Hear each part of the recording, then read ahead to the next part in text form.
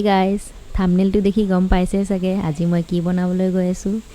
আজি মই বনাই আছোঁ মাগুৰ মাছৰ কষা। মই এই ৰেচিপিটো আজি কেনেকৈ বনালোঁ আৰু কি কি ব্যৱহাৰ কৰিছোঁ সেইবোৰ জানিবৰ বাবে মোৰ ভিডিঅ'টো শেষলৈকে চাই থাকক। ৩-৪টামান আলু মই মিডিয়াম সাইজ কৰি কাটি লৈছোঁ। এতিয়া মই আদা আৰু পিঁয়াজ কাটি লৈছোঁ।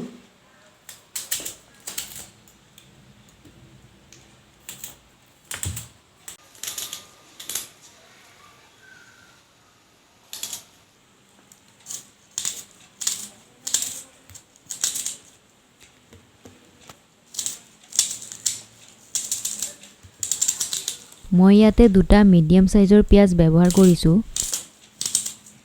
অকমান আদাও দি দিছোঁ।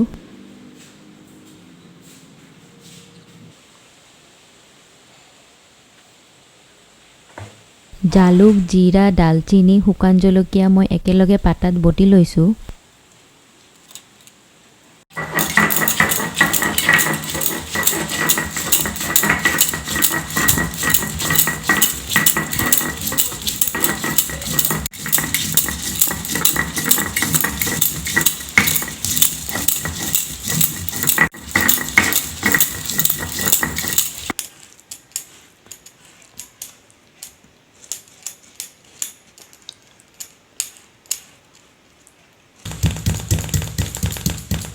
এতিয়া আদাটোও বটি ল'ম।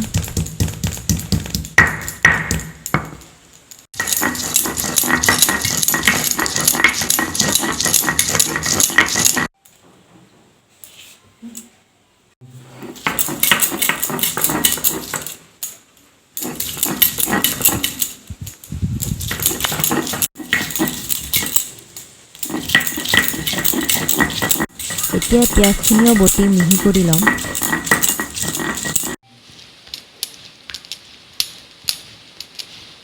এটা কথা মনত ৰাখিব, মছলা যিমানে মিহি কৰি ল'ব, ৰেচিপি খাবলৈ সিমানে সোৱাদ হ'ব।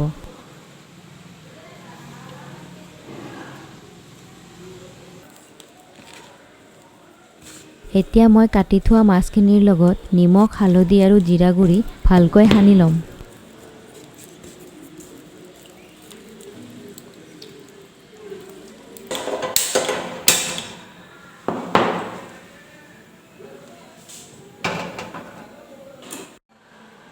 এতিয়া মই মাছখিনি ভালদৰে ভাজি ল'ম।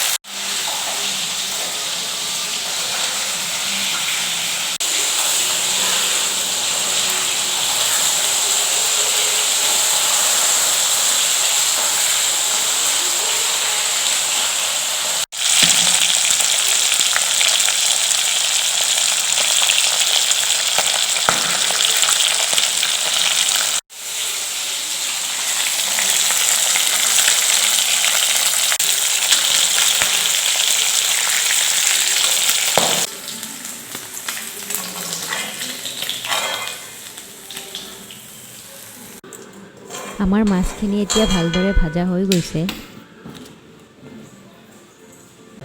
প্ৰথমে গৰম তেলত পাঁচফোৰণ, তেজপাত আৰু শুকান জলকীয়া 2টামান দি লৈছোঁ।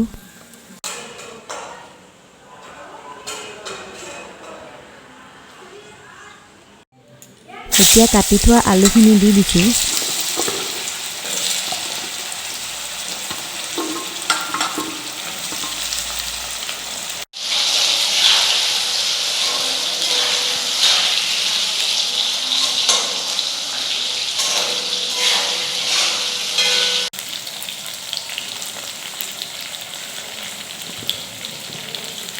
এতিয়া মই নিমখ, হালধি, জিৰা গুড়ি, ৰেড চিলি দি লৈছোঁ।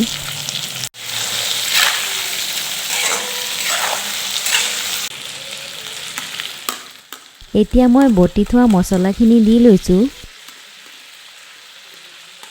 ৰংচঙীয়া হৈ উঠাৰ বাবে চেনি অকণমান দি লৈছোঁ। এতিয়া জুইটো মিডিয়াম কৰিছোঁ।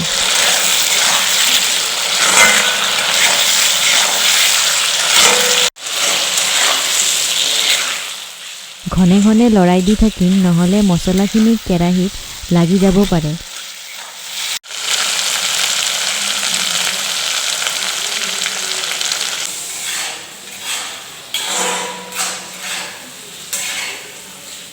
ভালকৈ সিজি উঠাৰ পিছত এতিয়া এগিলাচ পানী দি লৈছোঁ।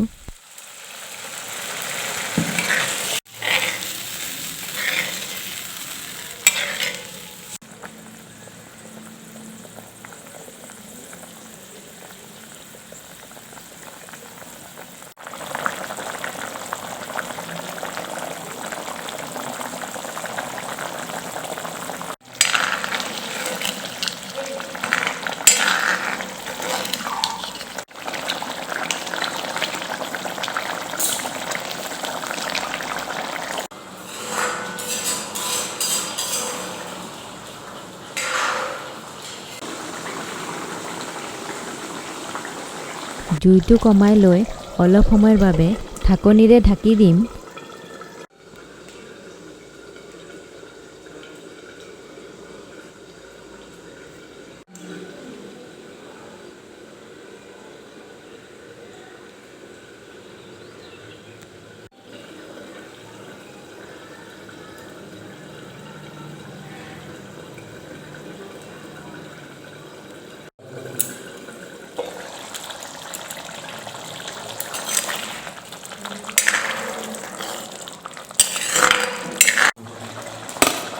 এতিয়া ভাজি লোৱা মাছখিনি দি লৈছোঁ।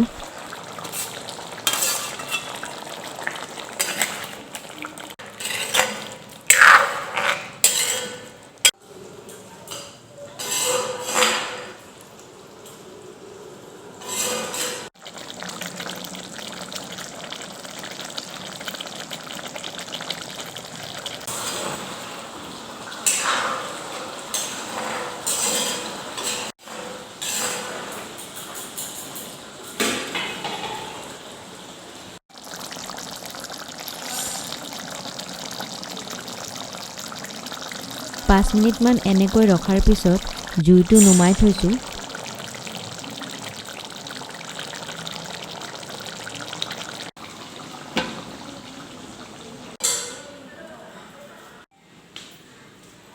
আমাৰ আজিৰ ৰেচিপি ৰেডি হৈ গ'ল।